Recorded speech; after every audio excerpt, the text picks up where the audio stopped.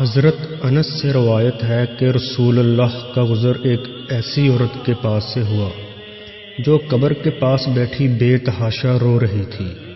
آپ صلی اللہ علیہ وآلہ وسلم نے اس سے فرمایا، اللہ کا تقوی اختیار کرو اور صبر سے کام لو۔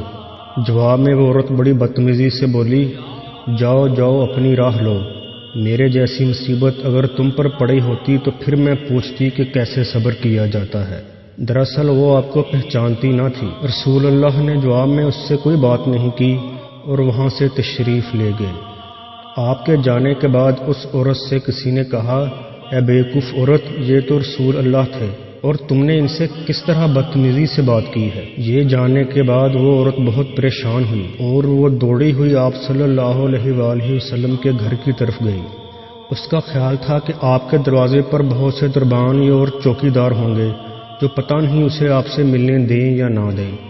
لیکن جب وہ آپ کے گھر پر پہنچی تو اس نے دیکھا وہاں پر نہ تو کوئی دربان ہے اور نہ ہی کوئی چوکی دار۔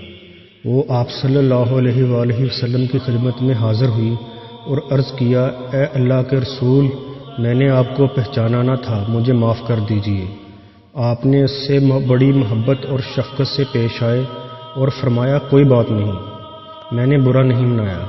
اس کے بعد وہ آپ صلی اللہ علیہ وآلہ وسلم سے کہنے لگی، اے اللہ کے رسول، اب میں صبر کروں گی۔ اس کے جواب میں آپ نے اسے نصیحت کرتے ہوئے فرمایا، اصل صبر وہی ہے جو سینے پر پہلی چوٹ لگتے وقت کیا جائے۔ ایسی اور بہت سی دلچسپ اور معلوماتی مگر چھوٹی چھوٹی ویڈیوز دیکھنے کے لیے ہمارا چینل سبسکرائب کریں اور ساتھ میں بیل آئیکن دبانا نہ بھولیے گا۔ شکریہ۔